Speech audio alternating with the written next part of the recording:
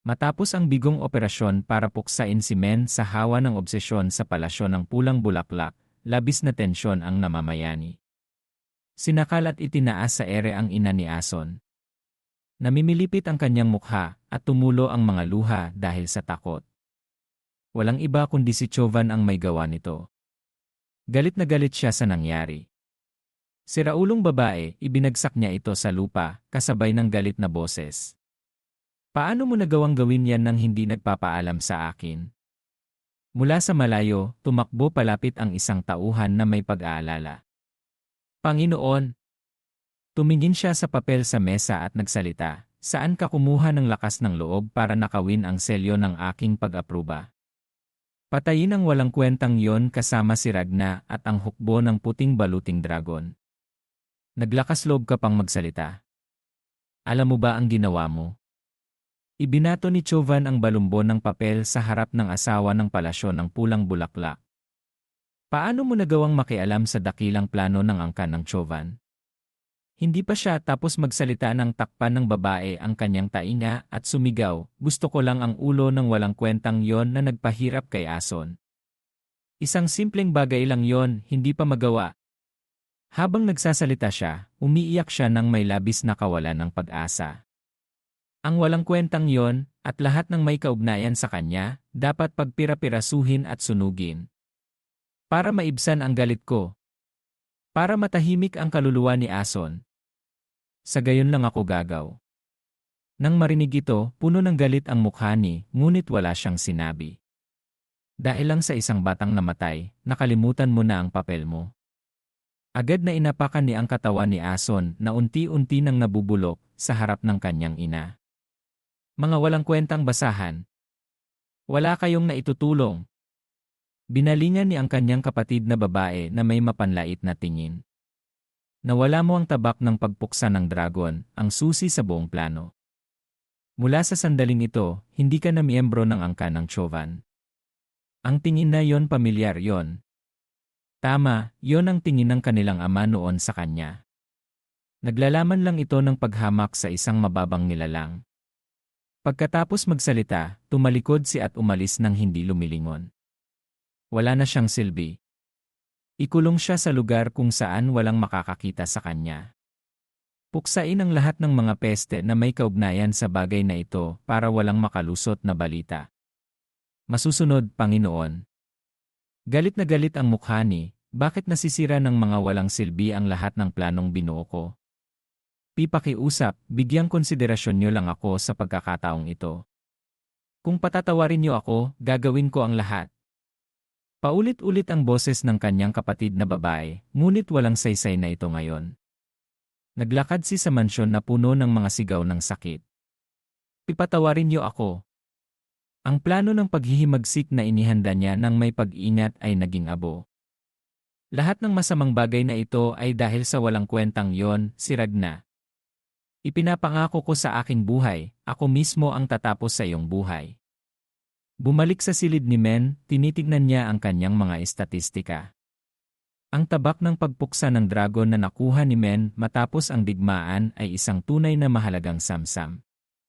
Tabak ng pagpuksa ng dragon banmong uri, mabigat na tabak hindi alam na lihim, 82, kinakailangan, hindi malinaw epekto. Hindi malinaw kasalukuyang kondisyon, nakakulong dapat malutas ang hiwaga na nakapaloob para magamit.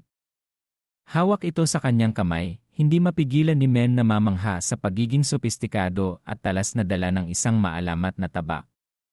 Talagang karapat-dapat ito sa pangalan nito. Biglang naglabas ng kapangyarihan ang tabak. Agad itong nakasugat sa kanya at napilitan siyang ibagsak ito. Gaya ng inaasahan, hindi dahil lang sa wala kaya tinawag itong tabak ng pagpuksa ng dragon. Tiyak na may dahilan sa likod nito. Ang kamay ni Men ay napuno ng mga hiwa kahit nahawak niya lang ito ng ilang segundo. Malinaw na mahigpit itong sumasalungat sa lahi ng Ragna. Kung ganito, tama ang impormasyong mayroon si Men sa nakaraang buhay niya. Hindi niya ito magagamit maliban kung malutas niya ang misteryong nakatago sa loob nito. Ito ay isang pamana mula sa sinaunang panahon ng mitolohiya. Mahiwaga na parang ilusyon, hindi ito madaling mahawakan ng mga mortal. Ngunit kung may makakalutas ng sikreto na nakatago sa tabak, bibigyan sila nito ng maalamat na kapangyarihan. Isang napakalakas na kayamanan. Sa nakaraang buhay niya, tiyak na nalutas ni Estovan ang misteryo ng banmong kaya nagawa niyang isagawa ang pagtataksil. Kung aalalahanin niya ang ginawa niya noon, may isang lugar na pumasok sa isip ni Men ngayon. Sa ngayon, dapat ko na lang itong itago sa espasyo ng imbakan hanggang sa malutas ang misteryo. Ito ay isang walang silbi na piraso ng bakal. Biglang may kumatok sa pinto. Enan? May tao. Agad na tumakbo si Men para buksan ang pinto at nakita niya si Evelyn na naghihintay doon. Yumuko siya at nagbigay galang at nagsalita, "Paumanhin sa abala sa iyo sa oras na ito, Ginoo. May oras ka bang ilalaan? Gusto kang makausap ng commander." Samantala, sa kanyang tanggapan, nag-uusap ang commander ng hukbo ng puting baluting dragon sa kapitan ng ika-5 Eskwadron na nailigtas. "Mabuti at nalaman kong nakabalik ka ng buhay." Bigla siyang napasimangot. "Ngunit totoo ba ang sinasabi mo? Gusto mo talagang magretiro? Nakakahiyang sabihin sa iyo ito, ngunit pero nakita mo naman, nawala ko na ang aking mga paa at si Rocinante, ang aking matalik na kaibigan, sa laban kanina. Bukod pa rito, sa matandang katawan kong ito, hindi ako magtatagal sa larangan ng digmaan. Gugugol ko ang aking natitirang oras sa aking bayan para alalahanin ang aking mga kasama na bumagsak." Nang marinig ito, walang masabi ang commander ng hukbo. Sino ang makakapigil sa pagiging matigas ang ulo niya? "Gawin mo ang gusto mo." "Haha, salamat, commander. Alam kong hindi ito isang karapat-dapat na kapalit. Ngunit may gusto akong sabihin tungkol sa bagong recruit na si Ragna." "Sige, sabihin mo." Sa murang edad na yon, nabuksan niya na ang Rain Gate. Naging interesado ang mukha ng Dragon Lord. "Ano? Rain Gate? Hindi ba't yon ang hadlang sa pagitan ng mga ordinaryong tao at mga taong higit sa karaniwan?" Sa totoo lang, nagulat din ako nang makita ko ito. Malinaw na hindi siya isang ipinanganak na henyo na mayroon nito mula sa simula. Parang pinilit niyang buksan ang isang pintuan na palaging nakasara. Malinaw na malinaw ang pakiramdam. Ang pintuan na yon ay pinilit na buksan ng may karahasan. Ngunit anuman ang paraan, ang kanyang potensyal na puwang ay lumawak ng husto. Kung ikukumpara sa kung ano ang hawak niya ngayon, mayroon pa ring malawak na puwang para mapagsamantalahan ang nakatagong potensyal sa loob nito. Haha, kung ganoon, hindi ba't magandang balita yon? Kailangan nating punan ang puwang na lumawak. Maaari siyang maging isang haligi ng White Dragon Corps sa hinaharap. Yon lang ang masasabi ko bilang isang senior sa isang junior. Ang iba ay nakasalalay na sa kanyang sarili. Lumipas ang maikling panahon sa arena ng White Dragon Corps, nakipagkita ang commander kay Deo ayon sa tawag kanina. "Mula ngayon, kailangan mong matuto ng lahat at lumaki sa iyong sariling paraan." Naging medyo nag-aalala ang mukha ni Men. Hindi pa rin niya naiintindihan kung ano ang ibig sabihin ni Dragon Lord. Nakatayo ang dalawa sa isa't isa sa arena sa gitna ng isang mataas na buwan at mahangin na gabi na walang sinuman na umaabala sa kanila. "Uy, Deo, narinig ko na gumanap ka ng mahalagang papel sa misyon na ito, tama ba?" Yumuko si Men, mahinahon ang boses. "Hindi naman. Lahat ay dahil sa tulong ng aking mga kasama." "Talaga ba? Huwag kang masyadong mapagpakumbaba tungkol doon. Kung gayon, gaano nakalayo ang narating ng landas mo ng martial arts?" Sandaling nag-isip si Men at sumagot, "Martial arts. Tinutukoy mo ba ang aking lakas sa labanan? Mas madali na ang labanan ngayon kumpara sa dati." Hindi. Hindi ako nagtatanong tungkol sa iyong mga diskarte sa pakikipaglaban. Ang talagang interesado ako ay kung anong mundo ang sinusubukang ipakita ng iyong tabak." Natigilan si Men sa hindi inaasahang tanong.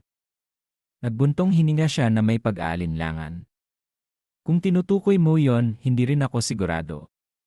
Nagsasanay lang ako ng may isang pagnanais, gayahin ang kasanayan sa tabak ng pinuno ng angkan." Nang marinig ito, nasiyahan si Dragon Lord. Itinaas niya ang kanyang kamay at hinawakan ang tabak sa kanyang likuran. Ganyan nagsisimula ang lahat. Agad na ginamit ni Dragon Lord ang kanyang teritoryo.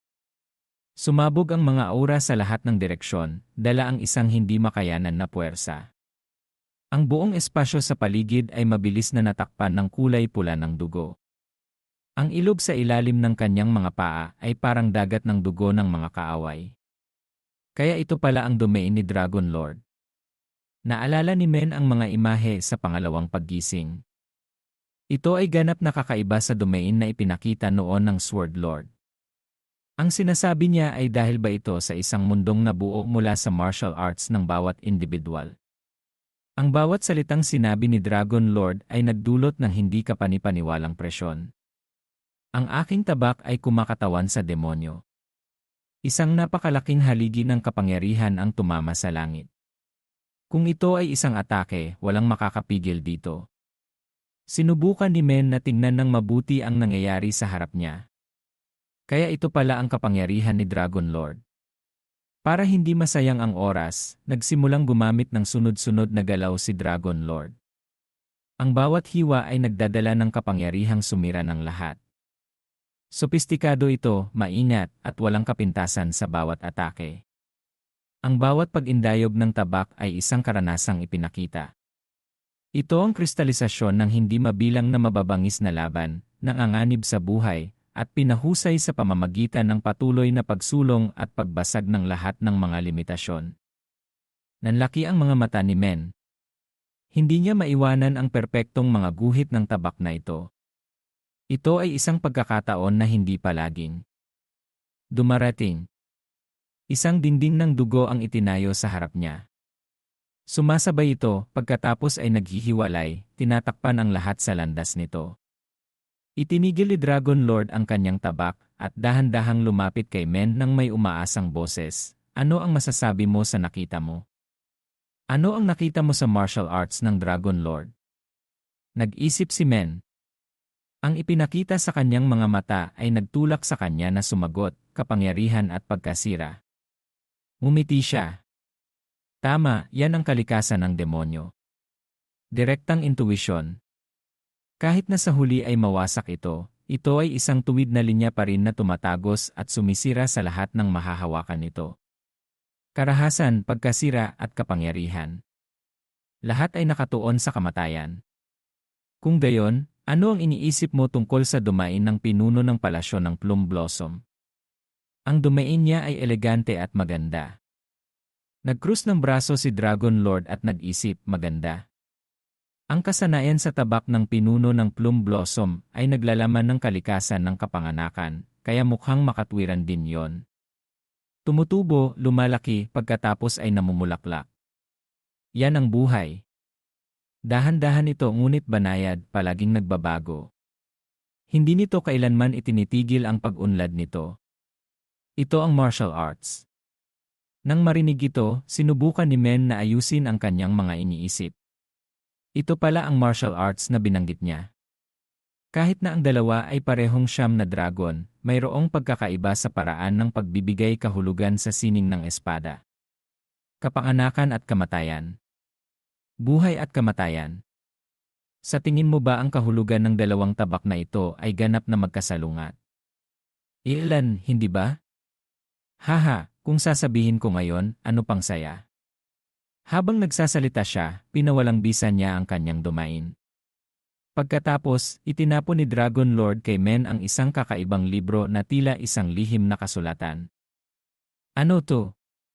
Ito ay isang pag-uusap sa pagitan ko at ng pinuno ng palasyo ng Plum Blossom tungkol sa katotohanan ng sining ng espada. Agad na nagulat ang mukha ni Men. Totoo ba ang sinasabi mo? Kahit na bihira ito, derag na, naging disipulo ka na nina Dragon Lord at Sword Lord.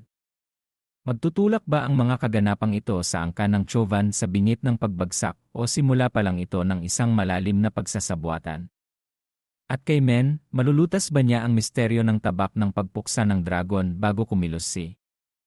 Nagsimula nang gumalaw ang mga gears ng kapalaran na nagpapahiwatig ng isang bagyo na malapit nang dumating.